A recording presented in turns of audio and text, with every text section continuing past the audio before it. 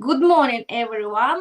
Good morning, my beautiful audience. And it's so funny because usually I'm saying good evening because I'm usually taking podcasts after the university. But now it's so cool in our time, right? So you can sit and experience more in here. And actually, my guest now, he's experienced the evening time. So anyway, which time zone we are, the most important we have already discussed. It's our time. It's the most precious commodity we have, and I'm so grateful that great talents and the people they say yes to my show and they would like to share this commodity with me. Um, Today we have our podcast, and the title is Navigating to Sustainable Future, the intersection of media, tech, and education. And I'm thrilled to announce my very special guest. We already discussed it's Douglas Montgomery, but I'm going to call him just Doug, how he's used to hear, right? The That's fine founder with of me. Global Connects Media, a company that bridges the gap between all this very important dynamic industry, which I already mentioned, media, tech, and education. So, with over 25 years of global experience, Doug has guided industry giants like Amazon, Walmart, and Microsoft through the digital transformation. Wow, what a journey from VHS to streaming, to digital Hmm. and then streaming. Oh my Yep. God, cool. Having spent 15 years with Warner Brothers Discovery and worked across the US, Japan, and the UK, and I'm sure many more countries globally, Doug's unique global perspective has helped companies of all sizes navigate major shifts in the media landscape. So Doug also actively supports the Asian community in Los Angeles and serves on the board of directors for the Japan American Society of Southern California.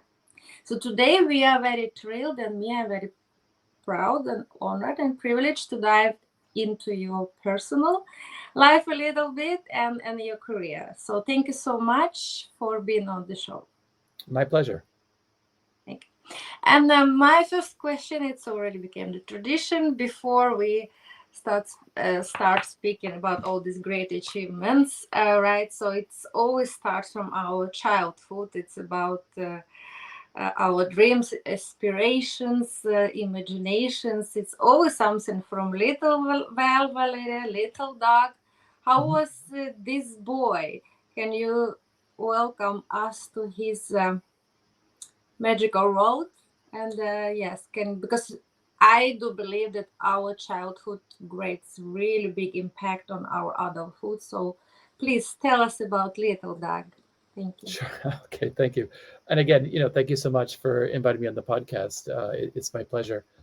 Um, so actually, I'm sitting here. It is night, like you said, in Tokyo, Mm-hmm. Tokyo, Japan, the world's biggest city. I'm looking out the window, and I see a really tall building. I see the tallest building in Japan. It's called Azabudai Hills. Uh-huh. When I was a little boy, my parents bought me Lego blocks. And what I like to build with Lego blocks were buildings. I like to build skyscrapers from at the time, mostly like New York City. I'm from Canada, so New York City or Toronto. But I like to build cities, big cities with the subway, tall buildings, etc. That's what I did when I was 6 or 7 years old. And here I am today talking to you, looking out my window right there at the tallest building in Japan. So, in that respect, I have achieved my dream. Okay, so actually, can you relate? Have you been building exactly this house which you're looking at now? Is it a lot of colors, or I've never been to Japan? This is my dream. So how it's Mhm. actually? So you really mean it's the biggest city in the world now? Correct, correct. I Wow. mean, depends on the definition, but many people consider it the biggest city in the world. Okay, But and how much? regardless, it's very busy, right? So Yeah. subways going up and down, cars moving, and I always wanted to live in a busy place, even when I was a child. Like I mentioned, like that was my dream. Mm-hmm. So I grew up in Edmonton, Canada. It's a city, but it's a small city. It's far away. It's very north. It's Uh-huh. far away from the action, and I always want to be where the action was. And I want to be in the biggest cities in the world. So I've been all over the world, but I've lived in Tokyo a long time. I Mm-hmm. lived in Los Angeles.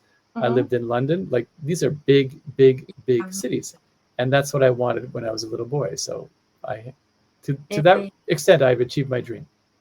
Amazing, so inspiring. Um, Beautiful story. And okay, then we go smoothly, like starting breaking down the story, right? So Mhm. now we know um, the dream, the start of the dream, and could you share a little bit then further your life path and how you? Okay, you already shared that you're from Canada, and a little bit about your school and Mhm. actually how you choose your career and what was happened afterwards. Can you start Sure. sharing Mhm. before I actually dive into all Sure. this information Yeah, I that's already fine. gave So briefly? as I mentioned, I grew up in Edmonton. Like I said, it's a city, but it's a small city. I also went to college in Edmonton. So the first 20 years of my life was in the same city, the same friends, looking at the same things. Mm-hmm. And, I always, had a bit of a dream to travel the world. So upon graduating undergraduate school, I wanted to travel around the world. This is before the internet. Mm-hmm. So at the time, 1990, Japan was hot, right? The Japanese economy was booming. It was kind of the new frontier. And a friend of mine had lived in Japan as an English teacher. And he told me, like, hey, you should come to Japan. You can make $100 an hour teaching English.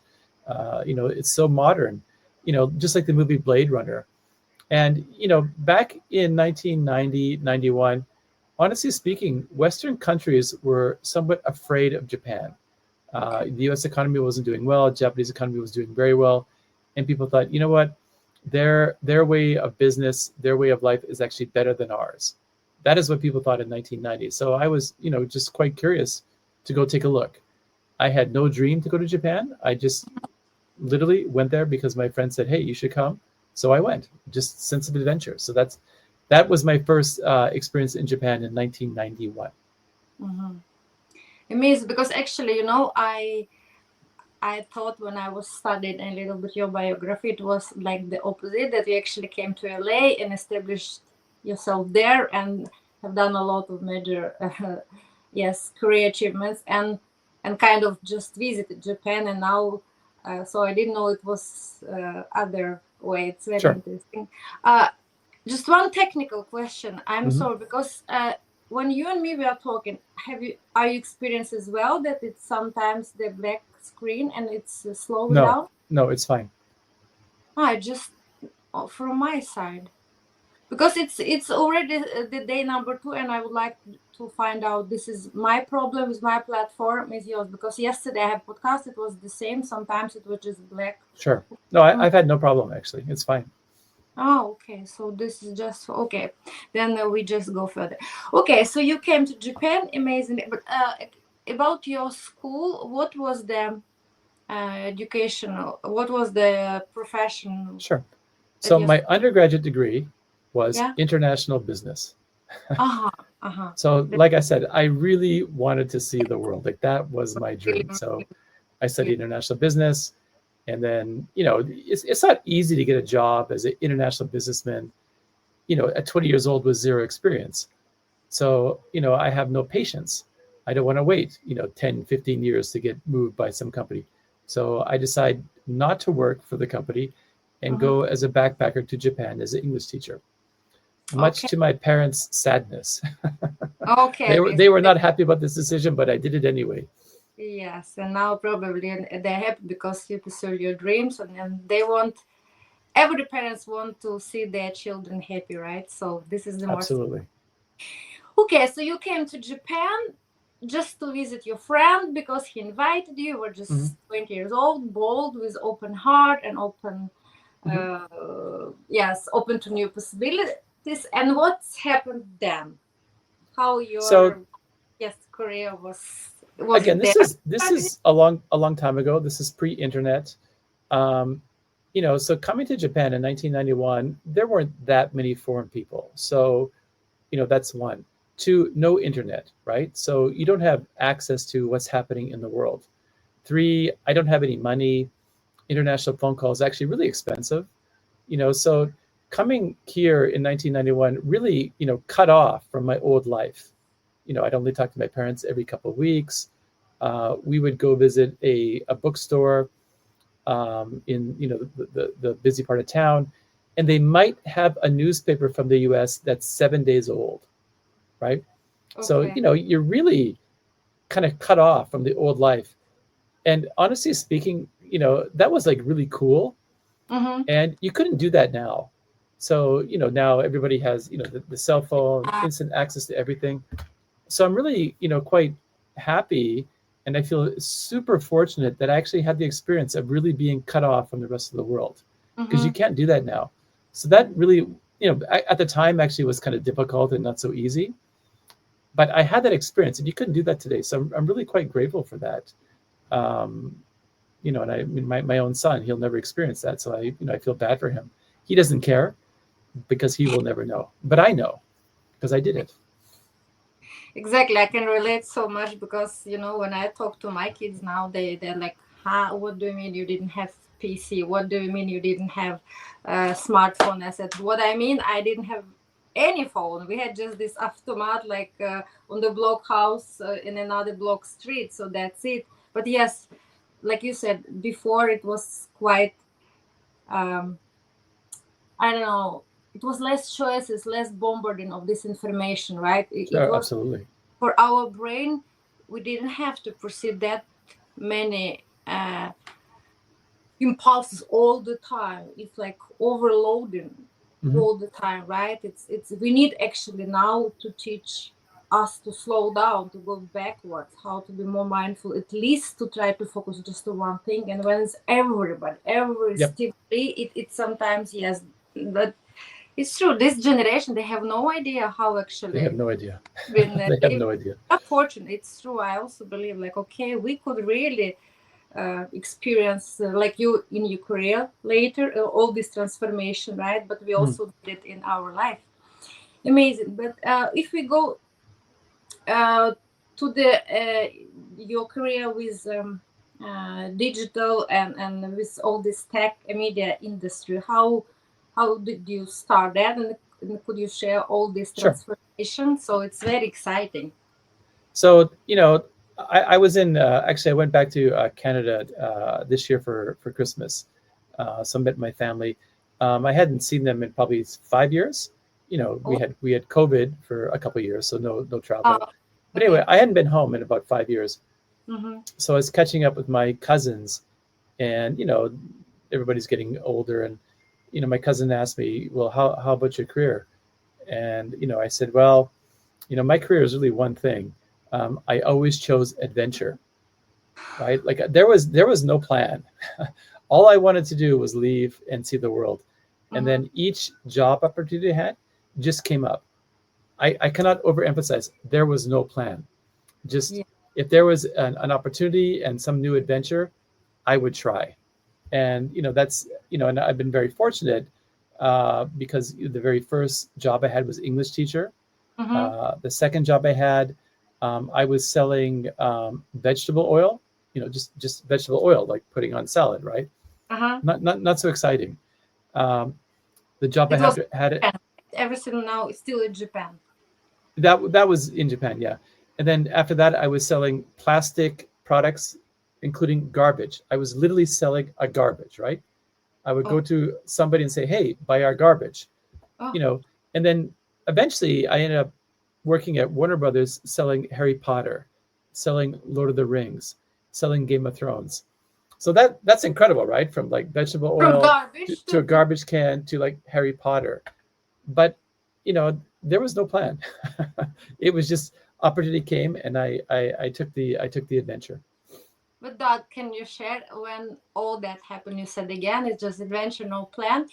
But could you hear actually some inner voice of kind of intuition, or it just was really boldly like, wow, I just go through? No, I wanted to go to a big city. Here it's really aligned with I your. wanted to live in a big city.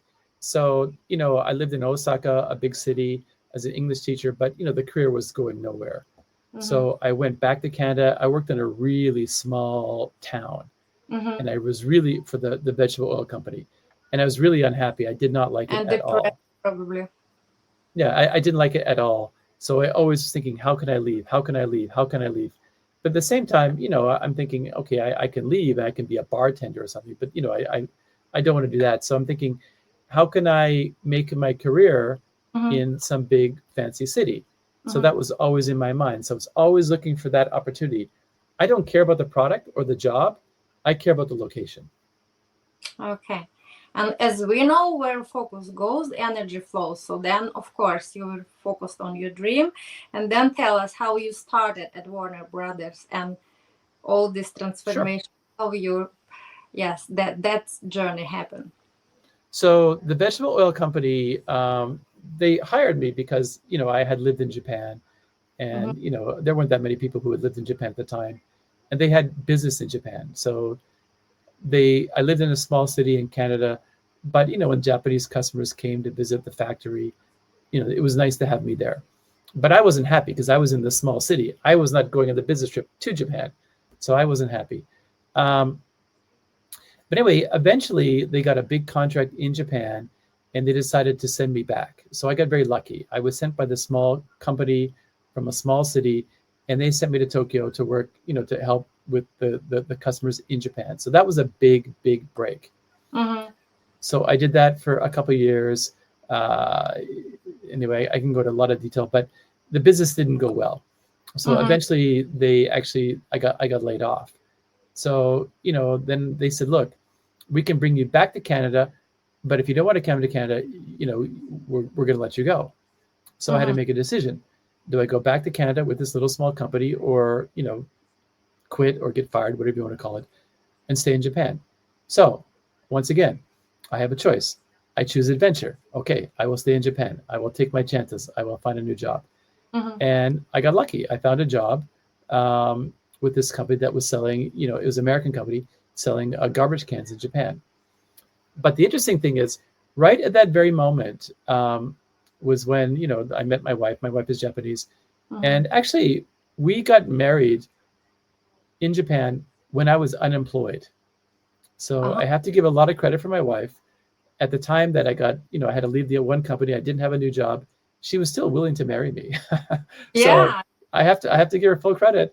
I got married as an unemployed guy, but I got lucky, and I found a new job rather quickly at the time. Yes, and you see that. Still married, by the way. Still married, same lady. Oh, 25 years.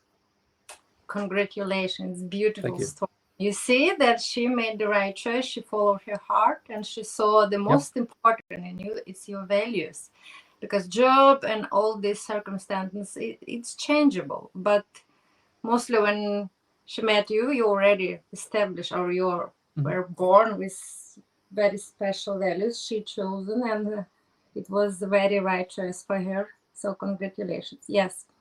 And okay, so now we're still in Japan, and then let's go to, because you started working with Warner Brothers. It's already in Los Angeles, right? No. So anyway, I was in Japan working for this plastic company selling the garbages. And, once again, my career stalled, right? My career stalled. I'm like, I'm not going anywhere in Japan. So what should I do? I think, what? I need to go back and get a graduate degree.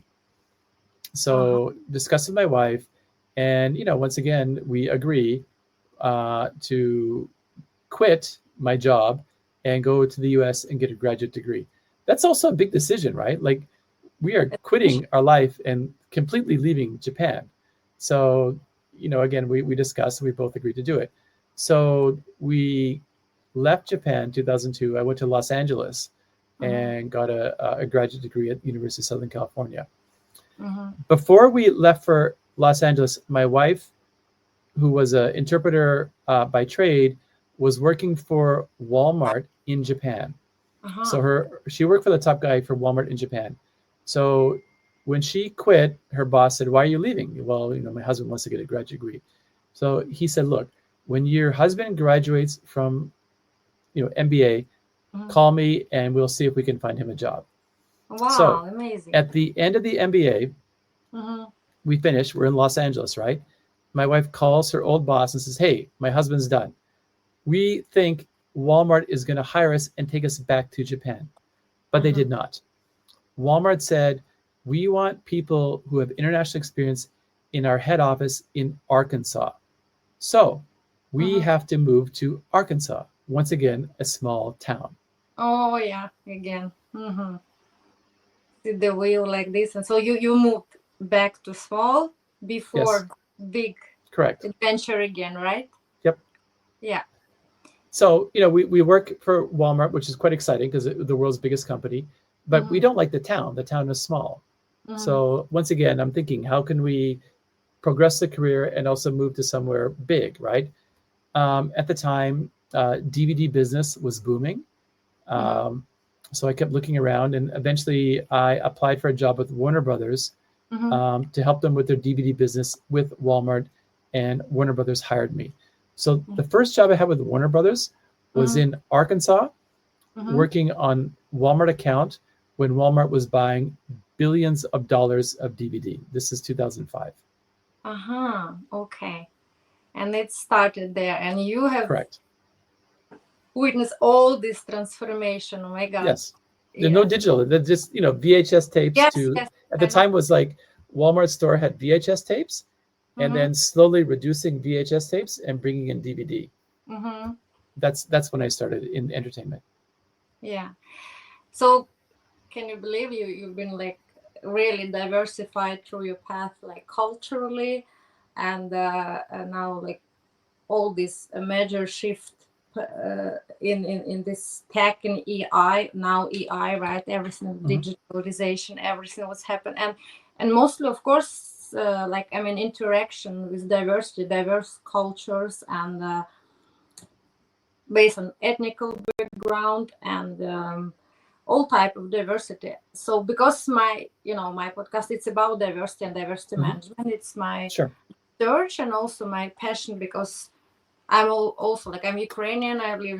Been living in Norway so many years, so it's always my subject, like always my topic, like and I want to discover more and more.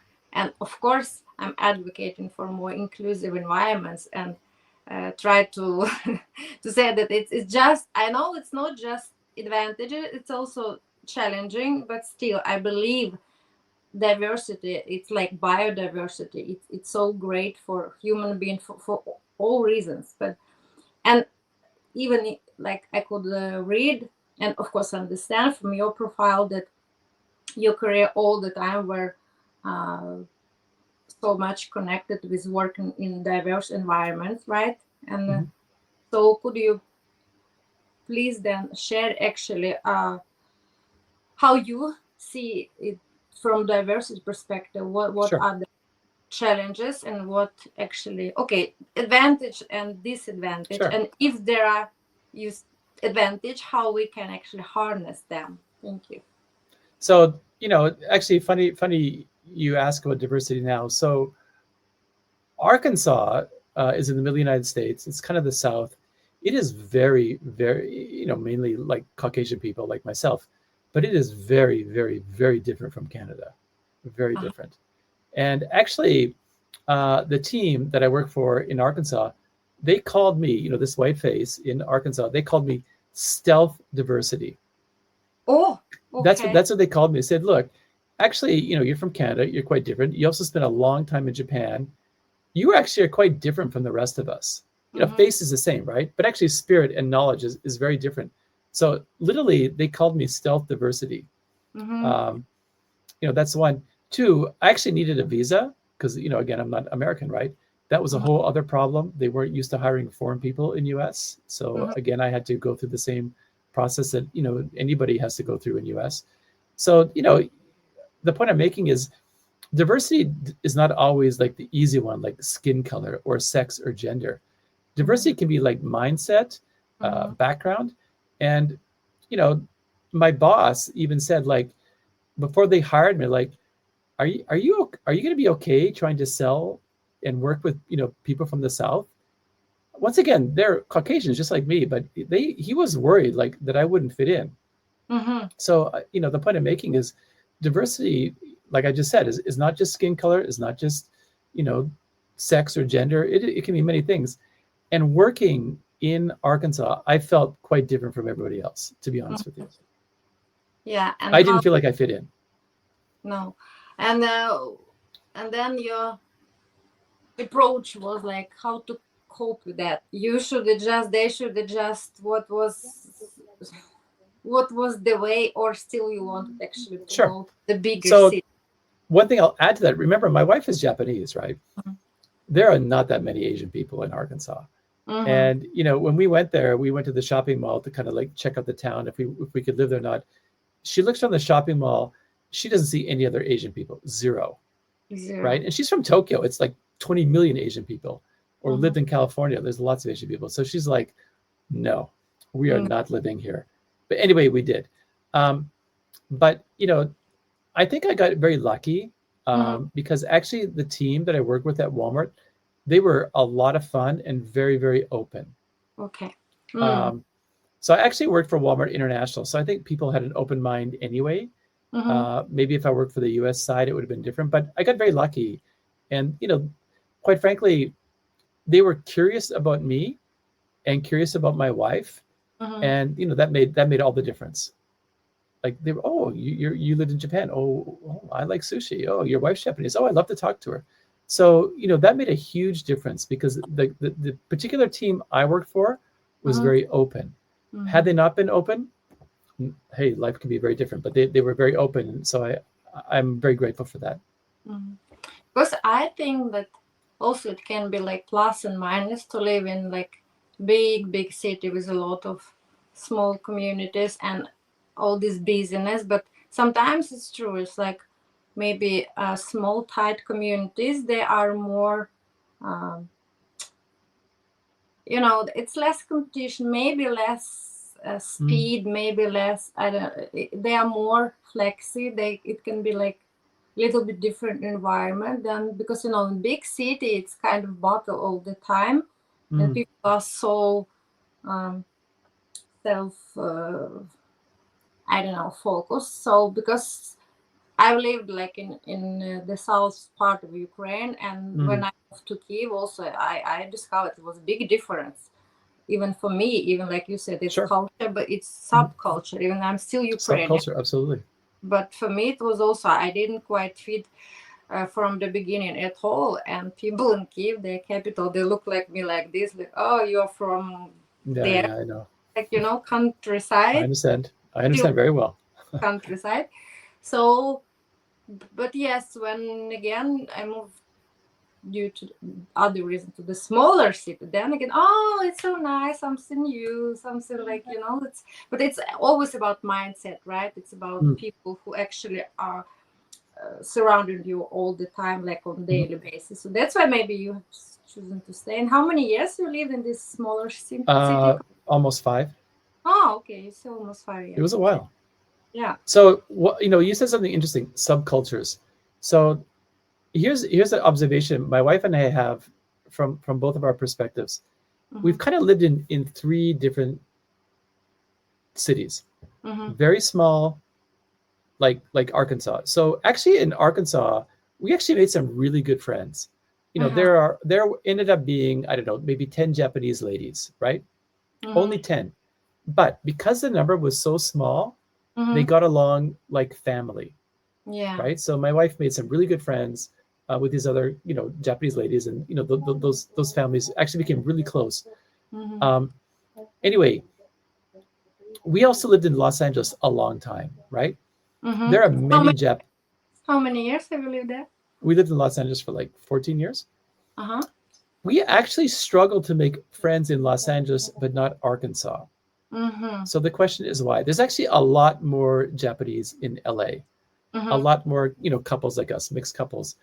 But the community is it's actually, you could argue it's exactly the wrong size, because it's big enough to have kind of its own diverse group of people, but they're also keep bumping into each other. So it can get very, very, competitive. Intense, In yeah. Arkansas, it's so small cannot be competitive. You have to get along. You have to Mm-hmm. get along.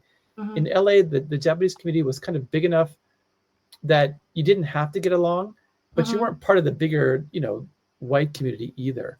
So that mid-sized community actually was a bit of a struggle Mm-hmm. for us in Los Angeles.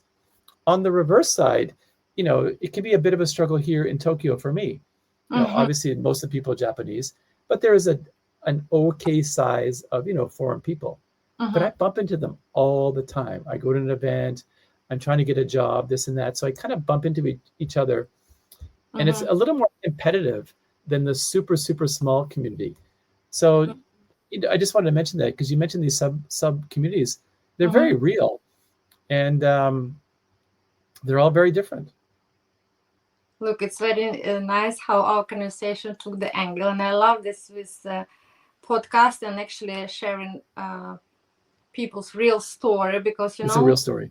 yeah, It's a real speak story. about like big this just professional, just like how you made this gross income and blah blah blah, all this. Yes, you can go and type and like get a lot of advices, but at the end of the day, it's everything about people and about their Mm, story and how we live this life, everyday life, which like the most important still. And what is the most of it, it's a relationship, right? Because yes, unfortunately, it's kind of sad that many relationships now they are changed with AI and just texting, and people even forget that phone actually basically it's also to make a calls. People like really, oh, mm, I also can, like, I'm joking with my kids now sometimes, but you can take the phone and call. It's not yep. telephone. It's not just to take pictures and text. It's actually Mm, basically was invented to make phone calls. yes. And Correct. yes, exactly about this. So it's very nice to remember, yes, the diversity, culture, subculture, and you see, it's also about context, right? Mm-hmm. Where to put it. But again, working in this big company, and you have been connected with so many cultures and people, and as I understood, also accomplished a lot of this great scaling projects, right? But if in this professional career, I mean, like not making friends, but in the job context, how was it to make people to work together successfully? What is the major key you believe? How to approach? Is it trust? Is it control? Is it encouraging their culture? Or how did you? Yeah, good question. What was your approach as a leader? What kind of small key you try to use? So I think, as a leader or whatever, you have to so again, I've been involved in Japan a long time, right? And like I said, I've been married to my wife 25 years. Mhm. So many times she simply looks at something like this, and I Mhm. look at it like that. Yes, She is yes. not right. I am not right. She Oh, is not wrong. I am not wrong. It's just different, different. right? Mhm. Mhm. So I think as a leader or in a company, you can have two people who are very different and also be very successful leaders, right? So there's Exactly. not one style that always works. Mhm. So, I have my style and it works well in a certain way. In other ways, maybe not so well, but it's my style. That's what I'm going to do, right? I am not a controlling person. I do not like to be a micromanager. Mhm. Other people like to be a micromanager. I don't. Mhm. So um, that is my style, and I kind of have done that, regardless of what country I've worked in. Mhm. Um, in some countries it works better, in some it works worse. Actually, a Japanese guy that worked for me, he made this comment to me one time. It was super interesting. This is after he was no longer my subordinate. I was no longer his boss, and Mhm. we're talking about. I asked him. His name is Ryuji. I said, "Do you like a foreign boss or do you like a Japanese boss?" Basically, expecting he's going to say he likes a foreign boss. Why? Not because he's trying to like kiss my butt, but basically because foreign boss in general is easier than, not as demanding as Japanese boss. But Mhm. he said something very interesting. He goes, "You know what? Actually, I prefer Japanese boss." Oh, why is Mhm. that? He goes, "Because a American boss, half the time they're your friend and half the time they're your boss. Mm-hmm. And as the below guy, I have to jump back and forth. Am I his friend? Or is he my boss? Friend, boss, friend, boss. So he's constantly jumping back and forth. He found that very stressful. He said Okay. actually he prefers Japanese boss who is strict, bossy, and not friendly. But he says, I don't care. I know. I know. It's always clear. So he preferred the clarity of having a strict, bossy boss to like, Mm-hmm. somebody who's sometimes casual and sometimes not. That was really interesting and something, he would never have told me until he was no longer working for me. Okay. You see, yes, it's very interesting because my master thesis was the same. It was comparative analysis between trust-based and control-based management.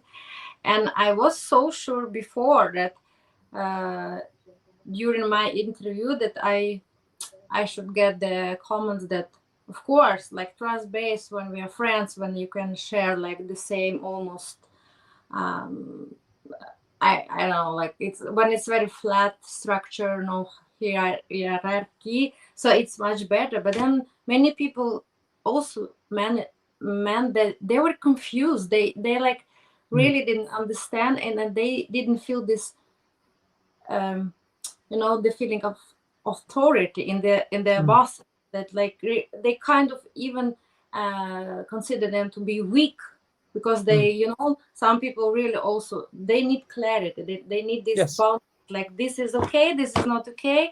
And because this line boundaries in Norwegian society especially, it's very very diffuse. You and for people from my culture, when you come, like you have no idea that actually it's allowed to decide everything by yourself, and it's allowed to make mistakes and everything. We kind of uh, get used to have some directions, right, to be guided. Hmm. It's very interesting that it's actually not one size fits all, like every. Absolutely. Oh, Absolutely not. because Absolutely not. trust also can be really mistrusted, and also it's like lack of guidance, and you even don't know, am I doing right, am I doing wrong? There is Mm, no feedback, no like really like clear feedback. Maybe I'm already like took the failed train already so many mm. stations, like, right, and I'm still on Sure. this train. Maybe it's better if my boss said, oh, this is wrong train, come on, Hmm. jump off. Yes, interesting.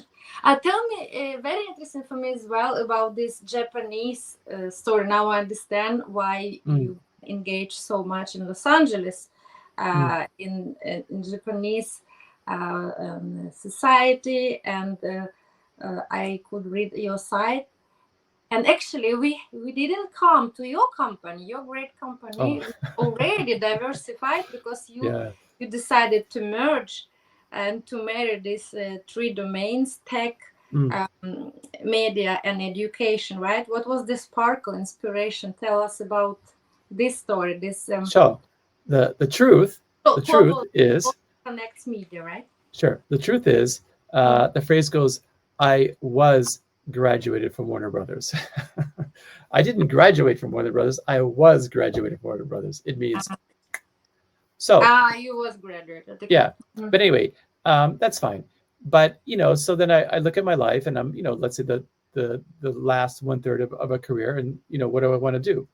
Mm-hmm. This is during COVID, and lots of people have the spirit of YOLO, you only live once. Ah. So, we kind of discuss, okay, what do you want to do? Well, you know what? I'm used to working at home. I don't want to commute anymore. My boss is not watching over my shoulder. I like that. So, can we, make a living, being independent consultant? Mm-hmm. And, we say, okay, let's try. So, as I told you, I always choose adventure. I don't know it's a good idea, to be honest. Mm-hmm. There's some good days and bad days, but regardless, I choose, okay, let's try. So I have lots of knowledge and I have lots of contacts. So can I bring the two together? And help the client and also make some money. So Mm-hmm. that's actually how it started. Again, no plan, No just plan. try. But I know people, so I can knock on the door and I say let's try. So I also when I was at Warner, it becomes a complicated answer, but I was basically an analyst, Mm-hmm. and I gave advice to the company, but I also have always been a heavy business news reader. Okay. I spent, I've been reading the newspaper since I was a little boy. I used to deliver newspapers. I find it very interesting to read the newspaper. Um, when I took the MBA class, Mm-hmm. um, I always got praise from the strategy professor about Mm-hmm. my insightful comments. And why did I have insightful comments? Because I read. Mm-hmm. I read the Wall Street Journal. I read the Financial Times. Like I spend hours, even now, 2 hours a day reading these things. So you have a lot of Mm-hmm. knowledge. So, when I leave Warner Brothers, I'm like, okay, what's going on? Well, tech is invading Hollywood. Content is becoming global. Mm-hmm. How can I bring this all together and make a business? So that's basically what I did. Mm-hmm. Um, and I started my own company and I found some clients and I bring all the three pieces together. Amazing. And if you like mention like three fundamental pillars, what actually you are doing for your clients now, if they should have like understanding what and why they Well, should, what is add value, like what do you, of course I see it now sure. because, yeah, but Oh, what it's not I, so easy. Well, you have to get them to open their wallet. It's not easy. Mhm. But probably the thing about me that's the most unique is I probably have I'm very good at seeing the intermediate term, right? Mhm. So, what's happening, now as an example, right? Anime, like I'm involved with Japan, right? So anime is super popular around the world. Actually, everybody knows that now. There's nothing new there. Oh, anime is popular. McDonald's is buying anime. The guy who won the 100-meter gold record, or sorry, the 100-meter in the Olympics last year, he loved anime. So like this thing, like anime used to be this hidden niche, but now they actually, have kind of raised to like the main level. So Mhm. to me, that topic is boring because everybody knows. So what's Mhm. next? What's next? So I'm always thinking like, what's 2 or 3 years down the road? Um, and because I do a lot of reading, Mhm. I think I'm quite good at that because I think you can pick a trend and get an idea of what a trend might be when you have read about it 15 times in Mhm. different source, right? Mhm. So if you have read about something 15 different times, 15 different people's opinion, you can idea, there's something there. So, you know, 4 or 5 years ago, I was talking about anime a lot because it Mhm. wasn't quite mainstream. Now it's mainstream. So I'm Mhm. thinking, okay, that's kind of boring. What is next? And I'm always thinking, 2 or 3 years down the road. I think I'm quite good at that. Wow, amazing.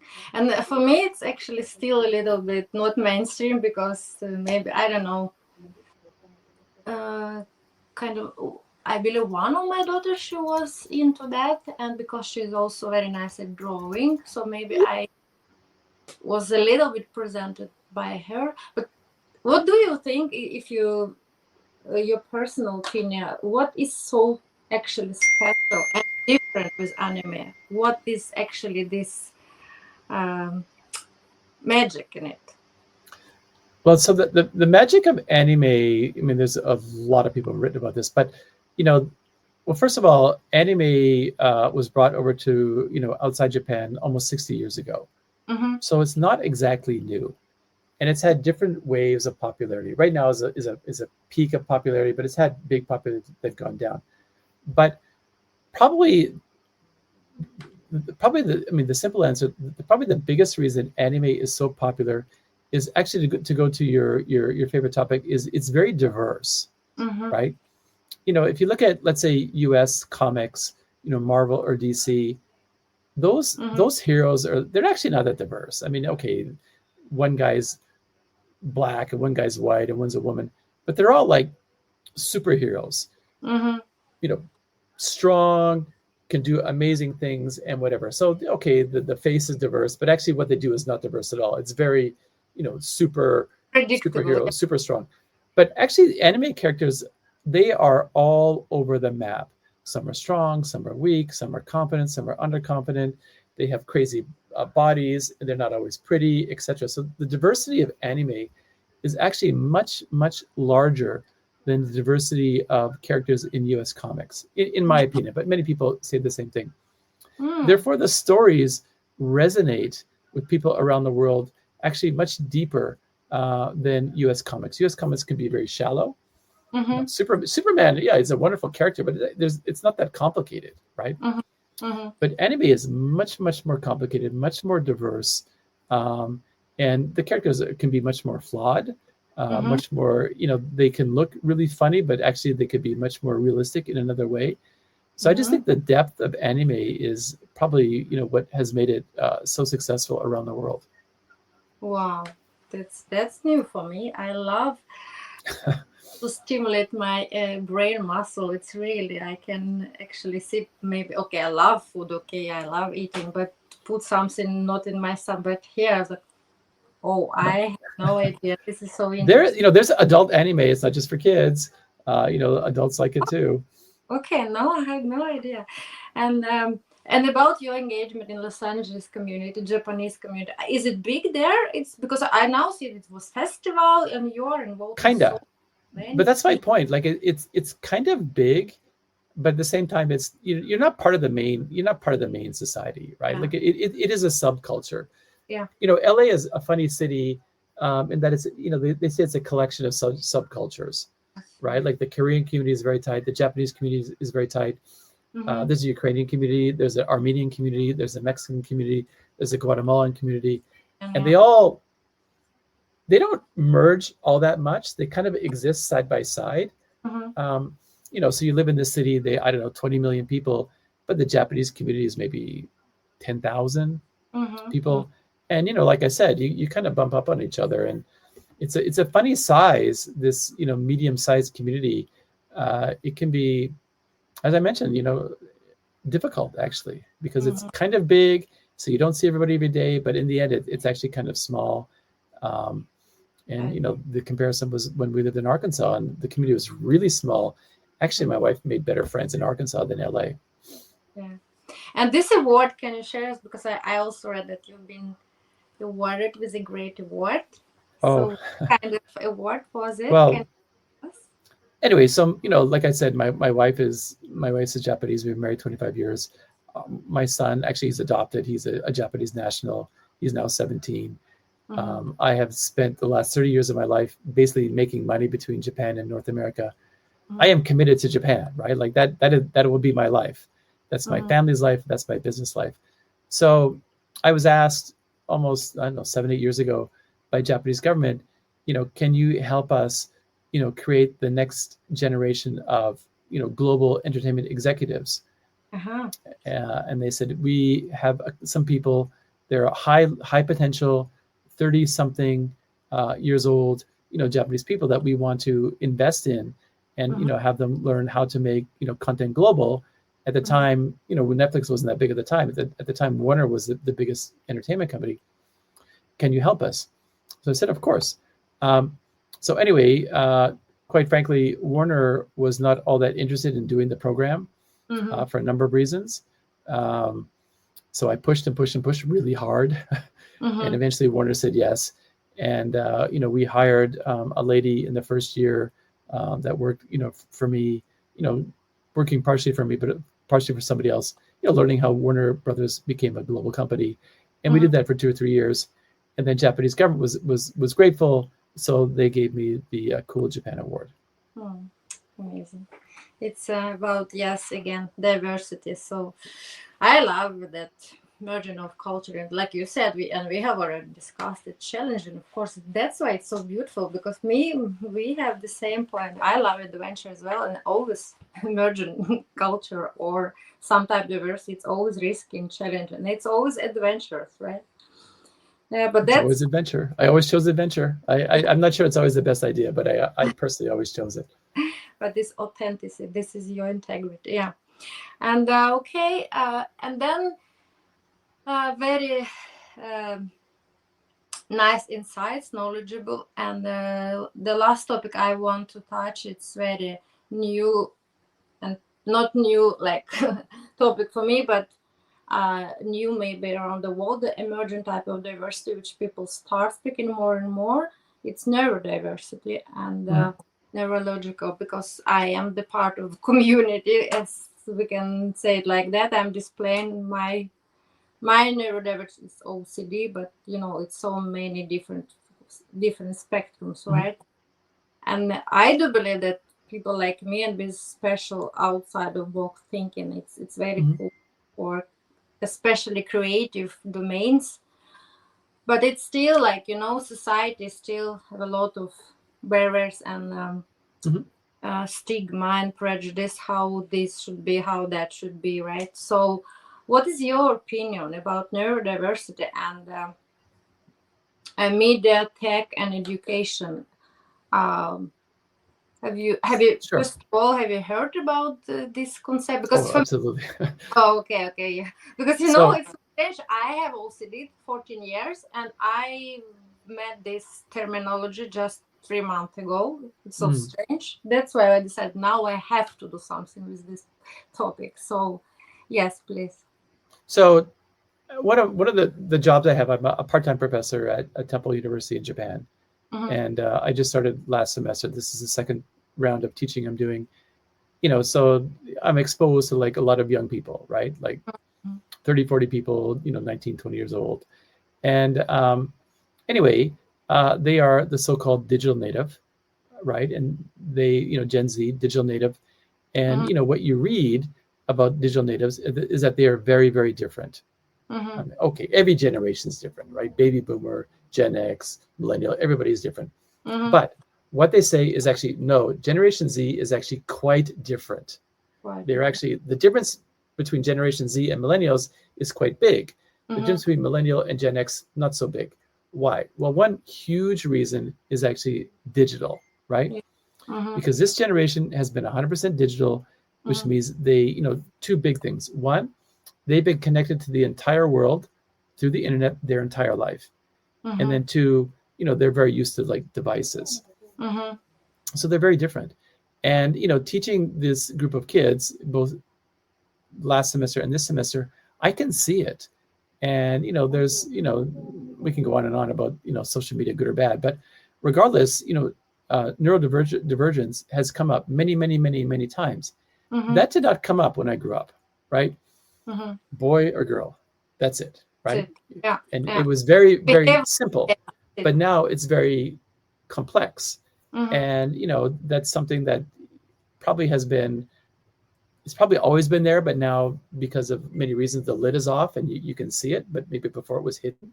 Mm-hmm. And then I think people feel safer or more, maybe safer to express themselves that way because, they've been doing it online. To express yourself online is actually much easier than in person. Yeah, right. Mm-hmm. So, all these things have kind of come together. So this generation is actually quite different from how I grew up. But, at the same time, it's super interesting for me, to talk to them and get to know them. I have a son, but, your own child is not going to be as open as, a stranger. Yeah. Because your child's open. They're like, oh, go do your homework or take out the garbage. But, these kids in my class, they're actually really open about, the good and bad in their life. I wasn't like that at their age. Absolutely not. You would not say anything bad about yourself out loud. So it's super interesting to me. And I'm quite, grateful for the opportunity that I have. Yes, I also notice, and even for me and for my kids, like they have this wider lens how they watch this world. It's like for them, yes, it doesn't have to be just that or just that, right? It's like we had, like you said, boy and girl, and it was at school, behave, not behave. That's it. But now, like, okay, you can give them many options, and they're like, oh, okay, if he likes it, it's okay. I don't care, like as long as these people and kids are happier. But I think it's very nice tendency now that I'm trying to spread the knowledge and awareness for all kids, and I believe in school they can start teach also about all type of diversity. It will be because the most important, like you and me were about connection, relationship, right? And as much as we know about other person, it will be easier to interact, to approach. We don't need to grow this fear all the time, like you said, that she's not right, you are not right, you're just different, the same. I am You were just pursuing different, correct? information just differently, but I'm not bad or good. I'm just different, right? If we just can spark a little bit curiosity and teach our kids, it's okay to be curious. It's okay that your friend can be different. Why not? That's why it's not boring. Biodiversity, look, everything is different. That's why it's so beautiful. I agree. Thank you. So yes, and before wrapping up, actually, I always joking a little bit because we start with childhood and we should come back a little bit, and we are playing the game with this beautiful thing which I has bought in Morocco in my time now, and you know what it is, right? Yep. By the way, I have been to Morocco. I was interested in North Africa, so I went a long time ago. Like I said, I always go adventure. I was there in 1989. Oh wow! I wanted to see the Morocco. But anyway. Yes. So you know this. Then which fairy tale we are talking about? Which what? Sorry. Which fairy tale this thing from? Aladdin. Yes, this is lamp, and this is my magical lamp, which actually cutie one. It's pink. It helps us to make your wish true, but not three, just one. So if I'm your genie today and you could make one wish, not three, what kind of wish that would be? So I say it out loud? Yes. I can say it. Oh, so, well, at the moment we are, we're trying to do what we can to help young Japanese creators be successful. Not the famous people, but the not so famous people. And, we wish that, that people who have creative ideas can become successful. And it's not easy. Entertainment's a really tough industry. So, we're always trying to think of ways in how we can get, people who need it, diverse people, people who need help, how we can help them better. We do this film festival. We have two groups of people. We bring in famous people that quite frankly brings in the sponsor because sponsors will pay you when there's famous people. But, really our hearts are like, how can we make the non-famous people successful? Beautiful. And I love the idea that your wish, it's actually not about your wish, it's your wish to help other people. It's beautiful, really. It's I think this wish, that's for sure, will be fulfilled. Thank you. Yes, I wish from all my heart. So I just would like to thank you so much again for showing up, giving your time, your opinion, your beautiful adventure story. It's very interesting. You've learned me a lot actually on this short period of time, and I'm really grateful. And then I would like to thank our audience for staying with us. And I would like just to wrap that. Thank you.